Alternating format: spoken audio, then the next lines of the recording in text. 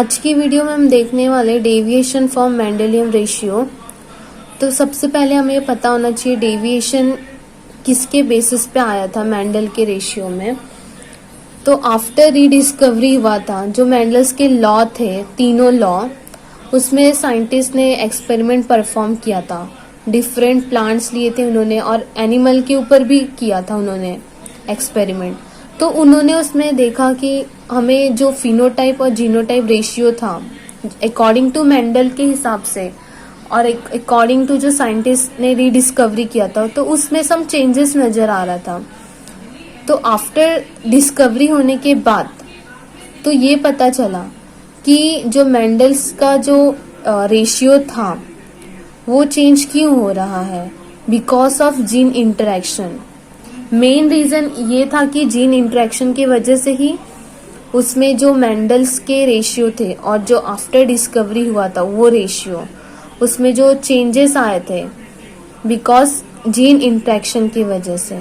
तो after modify हुआ था मेंडल का लॉ। तो जब मॉडिफाई हुआ मेंडल का लॉ तो उसमें पोस्ट मेंडेलियन जेनेटिक और नियो मेंडेलियन जेनेटिक इसके नाम से उसको आगे प्रोसीड किया गया था।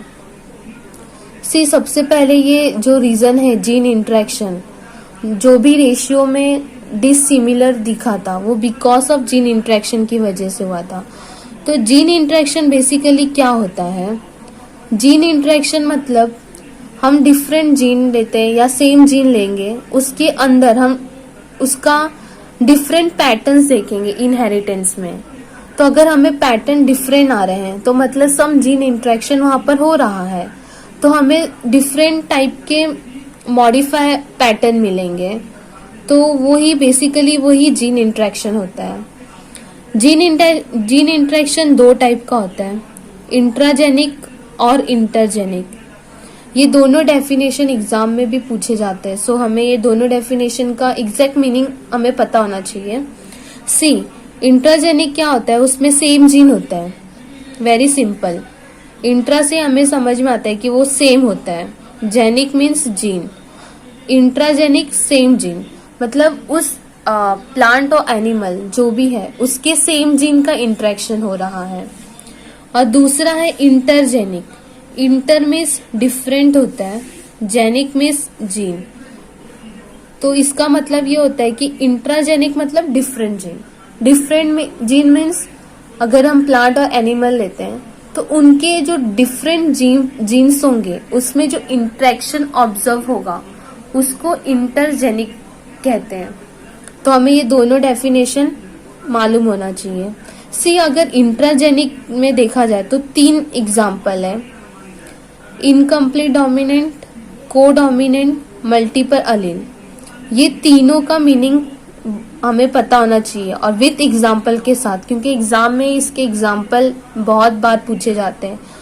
सबसे पहले हमें ये इनकम्प्लीट डोमिनेंट, ये सारे हमें कॉन्सेप्ट इसका पता होना चाहिए विथ एग्जाम्पल। उसी तरह इंट्राजेनिक में भी 2 टाइप का होता है, पहला होता है प्लियोट्रॉपी, दूसरा होता है पॉलीजिन। तो ये मेन कॉन्सेप्ट है, हम इसको समझेंगे एग्जाम्पल के साथ।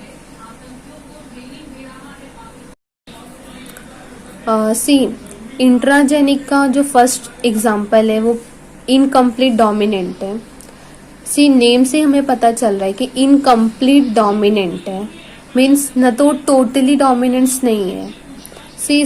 हम पॉइंट्स देखते हैं। पहला क्या है? Pair expression partially. इसका मीन्स क्या हुआ कि 2 जीन है A and B, pair form में है, लेकिन ये दोनों अपना जो एक्सप्रेशन है वो पार्शियली शो करेंगे। मीन्स अगर ए डोमिनेंट है, बी रिसेसिव है, तो 50% ए वाला एक्सप्रेशन आएगा और 50% बी वाला एक्सप्रेशन आएगा। तो इसका मतलब होता है कि ये दोनों जीन अपना जो एक्सप्रेशन है वो पार्शियली शो करेंगे, कंप्लीटली नहीं, पार्शियली। नेक्स्ट पॉइंट है can not be suppress expression. Means A and B है, ए डोमिनेंट है, बी रिसेसिव है। जो बी है वो ए का एक्सप्रेशन कंप्लीटली सप्रेस नहीं कर सकता है, उसी तरह जो ए है वो बी का एक्सप्रेशन कंप्लीटली सप्रेस नहीं कर सकता है। तो इसके वजह से इन दोनों के ए एंड बी का जब इंटरेक्शन होता है तो हमें इंटरमीडिएट फॉर्म मिलता है। मतलब 50% ए का कैरेक्टर आएगा और 50% बी का कैरेक्टर आएगा, तो वो होता है इंटरमीडिएट, जो हमें F1 जनरेशन में दिखेगा। तो हम इसको आगे एग्जाम्पल के साथ और अच्छे से समझेंगे पॉइंट्स को। तो ये तीनों पॉइंट बहुत ज्यादा इंपॉर्टेंट है, ये पॉइंट्स हमें पता होना चाहिए। सी अभी इसमें एग्जाम्पल दिया हुआ है 4 o'clock प्लांट, ये और दूसरा है स्नैपड्रैगन प्लांट। ये दोनों प्लांट जो है इसके जो साइंटिफिक नेम है ये एग्जाम में, नीट एग्जाम में डेफिनेटली पूछे जाते हैं। वो कैसे देते हैं कि ये नाम देंगे, साइंटिफिक नेम देंगे और वो आस्किंग करेंगे कि वो कौन से कैटेगरीज में है, इनकम्प्लीट डोमिनेंस में कि को डोमिनेंस में या मल्टीपल अलील में है। तो इसकी वजह से हमें ये एग्जाम्पल पता होना चाहिए कि ये दोनों एग्जाम्पल हैं जो वो इनकम्प्लीट डोमिनेंस में आते हैं। तो ये दो एग्जाम्पल है, ये लर्न होने चाहिए हमें। हम एग्जाम्पल के साथ समझते हैं इनकम्प्लीट डोमिनेंट का। उसका जो सेकेंड एग्जाम्पल है वो स्नैपड्रैगन एग्जाम्पल है। इसमें उन दो फ्लावर लिए थे, व्हाइट एंड रेड फ्लावर। उसका जो फिनोटाइप है वो रेड एंड व्हाइट है। Genotype capital R and small R है। उसके जो गैमेट है वो कैपिटल आर, रेड के कैपिटल आर और व्हाइट के स्मॉल आर है। तो हम इनकम्प्लीट डोमिनेट समझते हैं। रेड एंड व्हाइट फ्लावर है जो F1 जनरेशन में हमें मिला वो टोटली पिंक था, मतलब उसके ऑल फ्लावर पिंक कलर के फ्लावर थे। तो इससे हमें ये समझ में आता है कि जो रेड एंड व्हाइट कलर के फ्लावर थे, रेड इधर आके डोमिनेंट नहीं हुआ, व्हाइट यहाँ आके डोमिनेंट नहीं हुआ। मतलब रेड ने 50% दिया, व्हाइट ने 50% दिया, दोनों का इंटरेक्शन हुआ और इन दोनों के इंटरमीडिएट फॉर्म हुए F1 जनरेशन में। तो जो इंटरमीडिएट फॉर्म हुए वो टोटली पिंक थे और जो मोनोहाइब्रिड क्रॉस किया था मेंडल ने, उसमें उनको टोटली डोमिनेंट मिला था F1 जनरेशन में ही। लेकिन यहाँ पर चेंजेस आया क्योंकि यहाँ पर न तो वो टोटली रेड है न तो वो टोटली व्हाइट है, वो डिफरेंट कलर है, वो भी पिंक कलर है। तो वो इंटरमीडिएट जो फॉर्म हुआ था F1 जनरेशन में वो टोटली पिंक कलर के फ्लावर ऑब्टेन हुए थे। तो उन्होंने F2 जनरेशन भी देखा, ऑब्जर्व किया। तो F2 जनरेशन में उनको क्या दिखा कि जो फिनोटाइप और जीनोटाइप रेशियो मिले उन्हें, ऑब्टेन हुए आफ्टर एक्सपेरिमेंट करने के बाद, तो उन्होंने देखा कि जो रेशियो था वो 1:2:1 था। इसका मतलब ये होता है कि जो रेड था उसने 25% ऑब्टेन हुआ, व्हाइट का 25% ऑब्टेन हुआ और जो F1 जनरेशन का हमें जो पिंक कलर का फ्लावर था उसमें 50% ऑब्टेन हुआ। उसी तरह उसका जीनोटाइप रेशियो भी वही है 1:2:1। तो इससे हमें ये समझ में आता है कि जो इनकम्प्लीट डोमिनेंट है बेसिकली उसमें जो दोनों जीन होते हैं, रेड एंड व्हाइट जीन है जो, वो टोटली अपना एक्सप्रेशन नहीं दिखाते हैं, वो पार्शियली शो करते हैं। 50% इसका 50% इसका, यहाँ पर टोटली नहीं दिख रहा है। तो इस तरह से उन्होंने इनकम्प्लीट डोमिनेंट का विथ स्नैपड्रैगन एग्जाम्पल के साथ उन्होंने एक्सप्लेन किया था। एग्जाम में, नीट के एग्जाम में जो फिनोटाइप रेशियो और जीनोटाइप रेशियो होता है ना किसी का भी, वो सारे बहुत इंपॉर्टेंट होते हैं। ये रेशियो हमें बहुत अच्छे से लर्न होना चाहिए। ये रेशियो के ऊपर क्वेश्चंस डेफिनेटली पूछे ही जाते हैं। सेकेंड जो है इंट्राजेनिक का एग्जाम्पल, वो कोडोमिनेंट है। जो कोडोमिनेंट है वो टोटली अपोजिट है इनकम्प्लीट डोमिनेंट्स का। बिकॉज हम पॉइंट्स देखते हैं। पहला पॉइंट क्या है, बोथ जीन इक्वली एक्सप्रेस। इसका मतलब ये होता है कि अगर हम gene A and B example के साथ समझें, अगर जीन ए एंड बी है मीन्स दोनों जीन इक्वली एक्सप्रेस करेंगे। जो कैरेक्टर ए में है वो 50% अपना देगा, जो कैरेक्टर बी में है वो भी अपना 50% देगा। इसका मतलब ये कि दोनों अपना इक्वली एक्सप्रेस करेंगे। जो इनका जीन में जो इनका है वो इक्वली एक्सप्रेस होगा। नेक्स्ट है एक्सप्रेस देमसेल्फ इंडिपेंडेंटली। मतलब ये दोनों जीन एक दूसरे के इंडिपेंडेंटली है, वो एक दूसरे के ऊपर डिपेंड्स बिल्कुल नहीं है।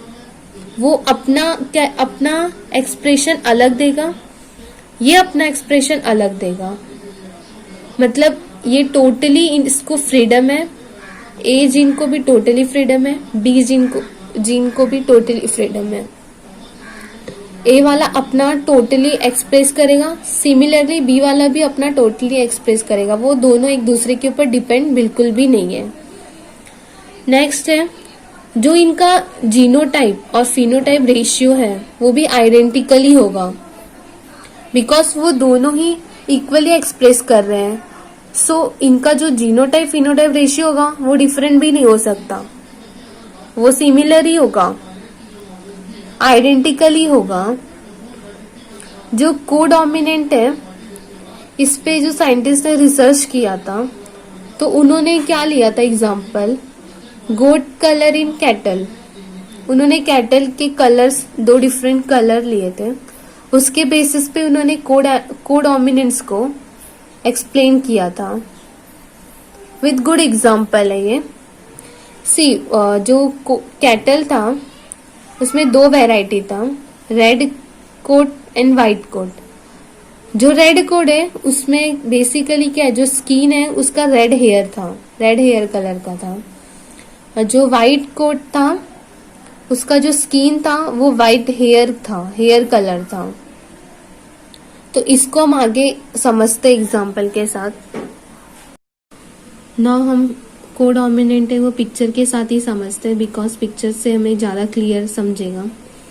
सी जो साइंटिस्ट थे उन्होंने रेड कलर का कैटल एंड वाइट कलर का कैटल दोनों लिए थे। इसका जो फिनोटाइप है वो रेड एंड वाइट है, उसका जो जीनोटाइप है वो capital R and capital W है, जो गैमेट्स है वो कैपिटल एंड कैपिटल W है। जब इन दोनों का इंटरेक्शन किया, मीन जीन इंटरेक्शन हुआ जब इन दोनों कैटल्स का, रेड एंड वाइट का, तो जो F1 जनरेशन था उसमें हमें डिफरेंट ऑब्जर्व मिले। कैटल्स का जो हेयर कलर था वो डिफरेंट आया, मीन्स इसका जो नाम उन्होंने दिया था रो एन दिया था, capital R and capital W से डिनोट करते इसको रो वन। जो दोनों कॉम्बिनेशन का जब इंटरेक्शन हुआ तो F1 जनरेशन में हमें रो वन मिला, मेल एंड फीमेल ही लिया था उन्होंने। तो रो वन जनरेशन में हमें दोनों का जो कलर था, स्किन हेयर कलर, वो दोनों इंटरमीडिएट, इन दोनों कैटल्स के इंटरमीडिएट स्किन के हेयर कलर आया था। मतलब व्हाइट के साथ रेड एंड रेड के साथ व्हाइट, तो ऐसे दोनों कलर हमें ऑब्जर्व हुए थे। तो इसका मतलब अगर कोडोमिनेंट के साथ हम देखें तो इसका मतलब ये होता है कि जो दोनों रेड एंड व्हाइट कैटल थे वो दोनों ने अपना जो एक्सप्रेशन शो किया था वो इक्वली शो किया है, उन्होंने इक्वली शो किया है। इसके वजह से F1 जनरेशन जो ऑब्जर्व हुआ था वो रो वन फॉर्म हुआ था, मेल एंड फीमेल में। इनके जो स्किन कलर थे, स्किन के हेयर कलर थे, वो इक्वली एक्सप्रेस हुए थे F1 जनरेशन में। उसी तरह F2 जनरेशन जब उन्होंने ऑब्टेन किया तो F2 जनरेशन में भी उनको जो जीनोटाइप और फिनोटाइप रेशियो ऑब्टेन हुआ था वो आइडेंटिकली हुआ था। मतलब रेड भी आया, वाइट भी आया और दोनों रो वन भी फॉर्म हुए थे, मेल फीमेल। तो इसका मतलब यही हुआ ना कि जो कोडोमिनेंट है वो क्या शो करता है कि जो भी हम ले रहे हैं स्टार्टिंग इनिशियल में, जो दोनों का जो जीन इंटरेक्शन होगा वो इक्वली होगा, वो हाफ और एनी हाफ नहीं होता है, वो इक्वली एक्सप्रेस करेगा वो। तो इसके वजह से उसका जो फिनोटाइप और जीनोटाइप रेशियो भी आया था वो 1:2:1 था, और जीनोटाइप रेशियो भी 1:2:1 था। तो इससे यही पता चलता है कि कोडोमिनेंट इक्वली अपना एक्सप्रेशन शो करता है। तो सिमिलरली इसमें भी जो रेशियो होते हैं ना, फिनोटाइप और जीनोटाइप रेशियो, वो रेशियो भी हमें लर्न होने चाहिए, क्योंकि एग्जाम में, नीट के एग्जाम में, मेनली नीट के एग्जाम में ये रेशियो पूछे जाते हैं। सो हमें ये रेशियो लर्न होने चाहिए।